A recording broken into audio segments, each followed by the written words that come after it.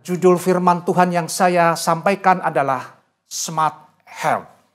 Mari kita belajar dari salah satu murid Yesus, yaitu Rasul Petrus dalam Kisah Para Rasul, pasal yang ketiga, ayat yang pertama sampai ayat yang ke-10. Pada satu hari, menjelang waktu sembahyang, yaitu pukul 3 petang, naiklah Petrus dan Yohanes ke bait Allah. Di situ ada seorang laki-laki yang lumpuh sejak lahirnya, sehingga ia harus diusung. Tiap-tiap hari orang itu diletakkan dekat pintu gerbang bait Allah yang bernama Gerbang Indah untuk meminta sedekah kepada orang yang masuk ke dalam bait Allah.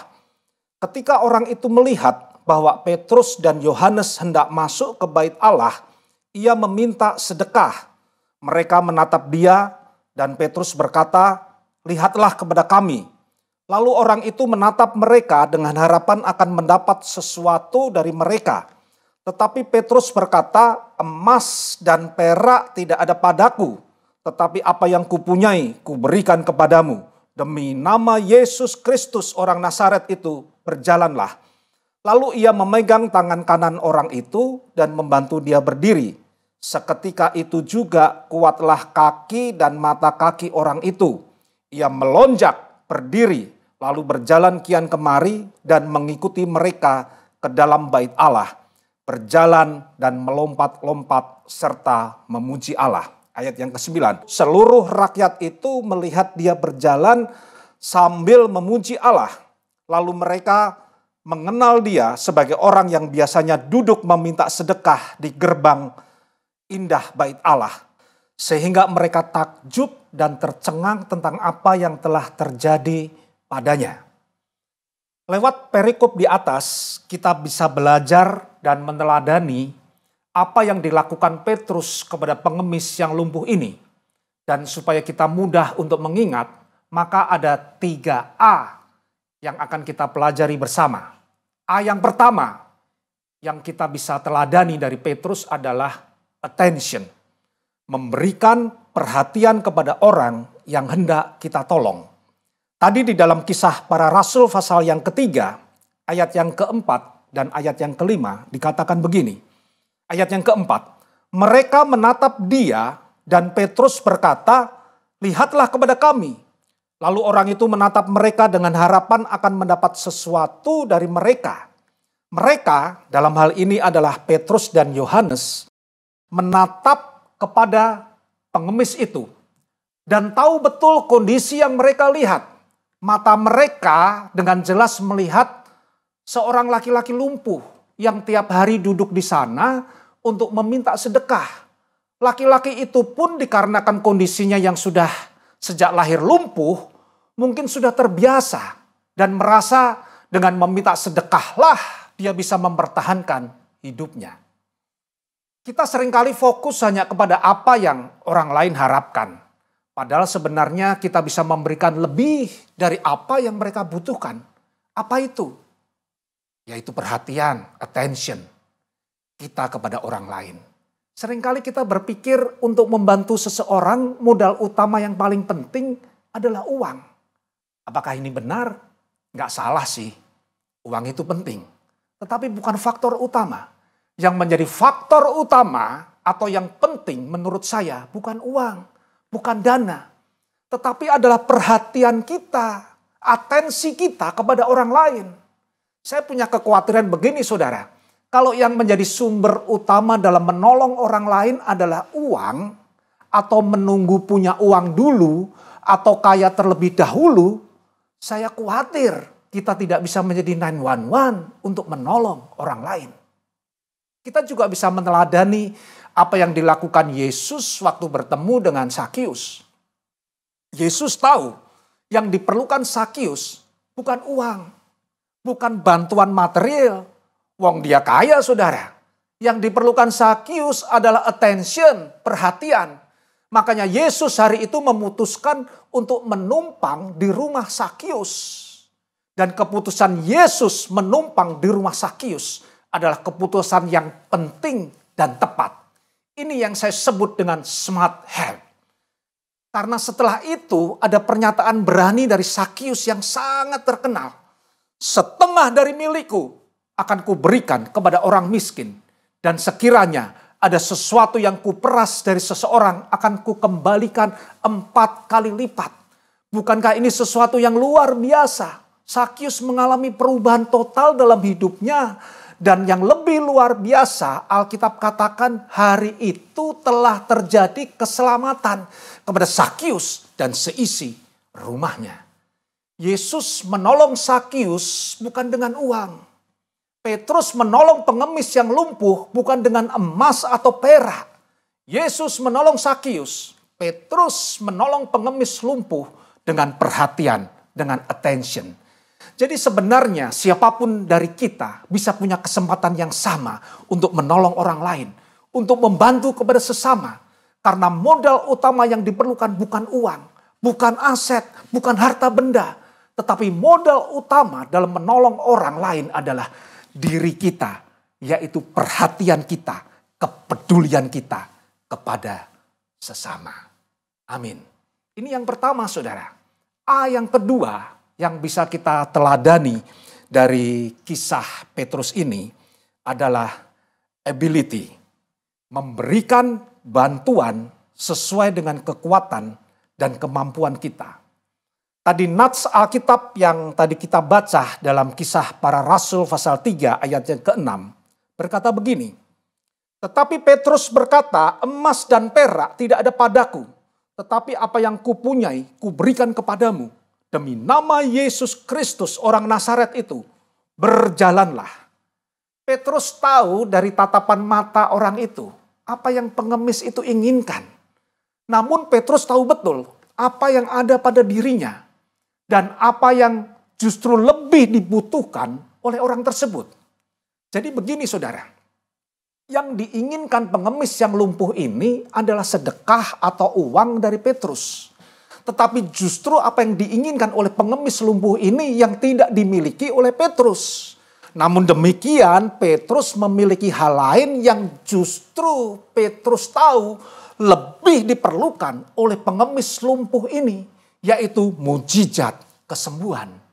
Oleh sebab itu Petrus berkata, emas dan perak tidak ada padaku. Tetapi apa yang kupunyai, ability, kuberikan kepadamu. Demi nama Yesus orang Nazaret, berjalanlah. Dan akhirnya pengemis yang lumpuh sejak lahir ini mengalami mujizat kesembuhan dan berjalan. Apa yang dilakukan oleh Petrus adalah memberi bukan dari apa yang tidak dimiliki. Tetapi Petrus memberi sesuai dengan kekuatan dan kemampuan yang dia miliki. Sebenarnya ini yang dikehendaki Tuhan dalam hidup kita. Yaitu memberi sesuai dengan kemampuan dan kekuatan kita. Renungan harian Revive dari NDC beberapa waktu lalu pernah memuat sebuah cerita. Seseorang yang sangat sering memberikan hadiah kepada orang lain. Entah hadiah ulang tahun, hadiah Natal, dan hadiah-hadiah lainnya. Tetapi di balik kemurahan hatinya untuk memberikan hadiah bagi orang lain, ternyata ia juga dikenal sering meminjam uang dan seringkali uang yang dipinjam tidak dikembalikan. Apakah ini yang dikehendaki Tuhan? Saya yakin tidak. Firman Tuhan mengajarkan bahwa kita harus suka memberi dan peduli terhadap sesama. Namun tidaklah bijaksana bila kita memberi dari apa yang tidak kita miliki atau bahkan dari berutang. Berilah sesuai dengan kemampuan, berilah sesuai dengan kekuatan kita. Kalau saudara perhatikan, seringkali Tuhan memilih atau memakai seseorang itu dengan apa adanya. Dengan segala keberadaannya saudara, dengan segala kesederhanaannya. Sambil contoh, Daud yang mengalahkan raksasa yang bernama Goliat. Siapa Daud? Hanya seorang gembala yang masih muda usianya. Tidak pernah mendapat pendidikan militer. Bukan seorang prajurit. Bukan seseorang yang ahli strategi perang. Tidak tahu bagaimana cara menggunakan pedang. Cara menggunakan lembing. Dan persenjataan lainnya. Namun berhasil menumbangkan kesombongan Goliat. Hanya dengan umban atau ketapel yang biasa ia bawa ketika menjaga domba-dombanya. Daud mengalahkan Goliat bukan dengan pedang atau lembing, tetapi Daud mengalahkan Goliat dengan apa yang ada padanya, yang Daud miliki, yaitu dengan tongkat, umban atau ketapel, dan batu yang diambil di sekitar lokasi tersebut.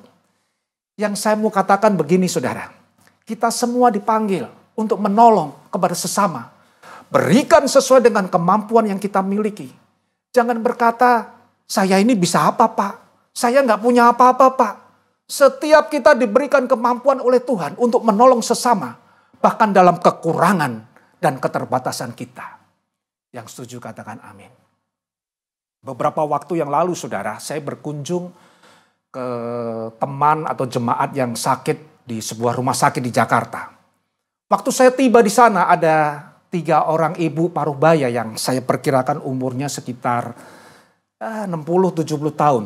Lalu kami kenalan. Dan dari situ saya tahu latar belakang ketiga ibu ini mereka adalah pendoa. Bukan sanak famili dari pasien saudara. Rupanya mereka sudah bertahun-tahun mempunyai jadwal rutin mengunjungi pasien rumah sakit ini yang mau didoakan. Ibu-ibu ini tidak membawa nama gereja, tidak membawa nama organisasi, tapi memang atas inisiatif sendiri. Tidak ada sponsor, tidak mengharapkan imbalan apapun. Mereka melakukan dengan sukacita dan tanpa pamrih. Dengan satu tujuan memberikan kekuatan kepada pasien-pasien yang mereka sendiri tidak kenal. Dan rata-rata pasien di rumah sakit ini adalah memiliki sakit yang berat dan stadium akhir. Jadi sekali lagi jangan berkata, aku tidak punya apa-apa. Aku tidak bisa apa-apa. Setiap kita bisa berbuat sesuatu untuk orang lain. Berikan sesuai dengan kemampuan kita. Meskipun itu barangkali sangat sederhana. Apa yang kita pikir sederhana di mata manusia, berharga di mata Tuhan. Ini yang kedua saudara. Yang terakhir, yang ketiga. Yang ketiga yang kita bisa teladani dari Petrus adalah asis.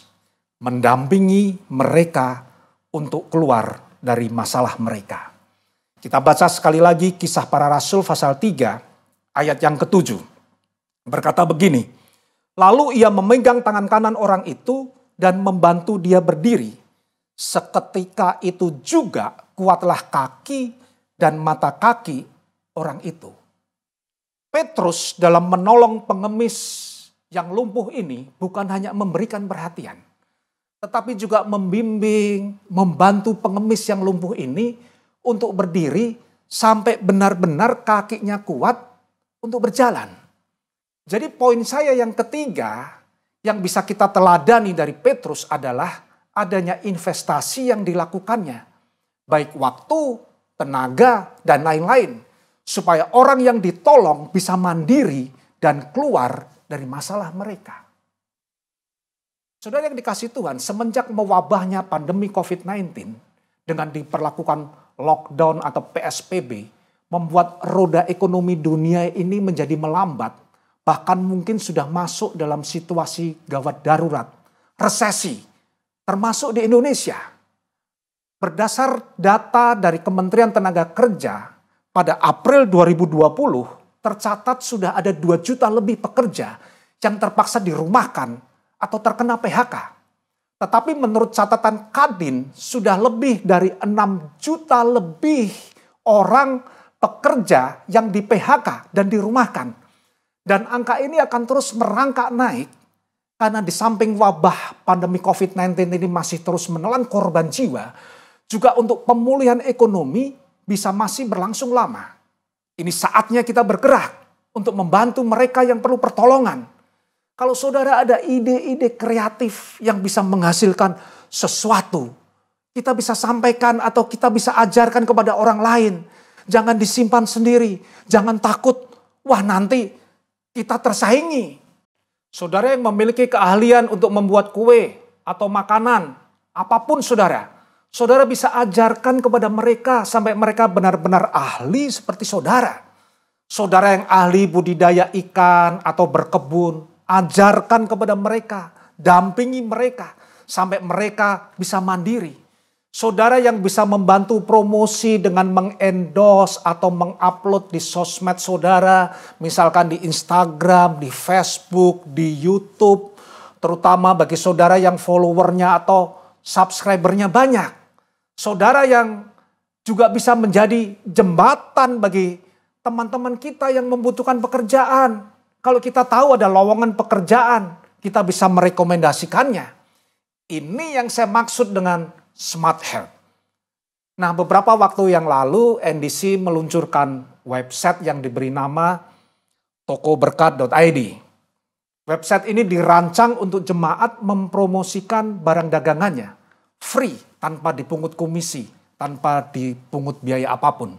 Dan saat ini sudah tergabung ada kurang lebih 844 merchant atau produk yang ditawarkan di tokoberkat.id.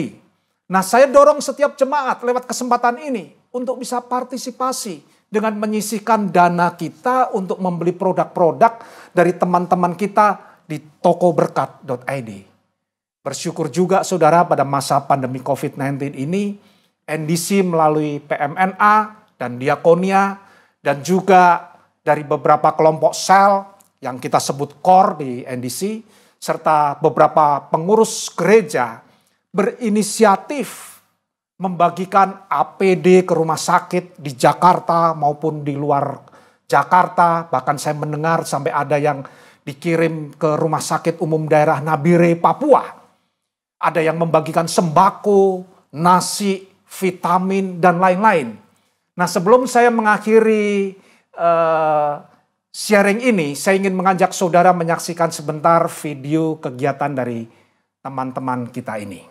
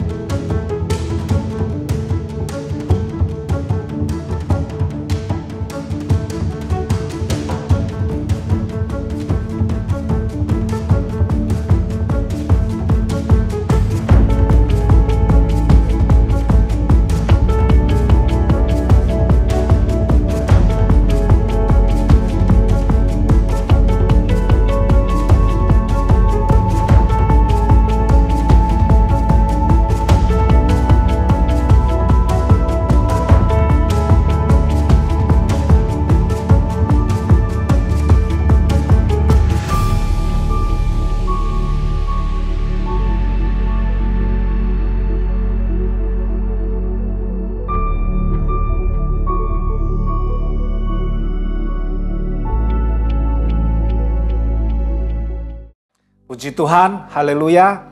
Saya akan akhiri sharing ini dengan sebuah quote dari Mother Teresa. It is not how much we do, but how much love we put in the doing.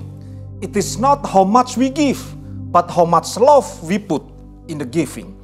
Bukan seberapa banyak tindakan yang dapat kita lakukan, tetapi seberapa banyak kasih yang kita berikan di dalam tindakan kita.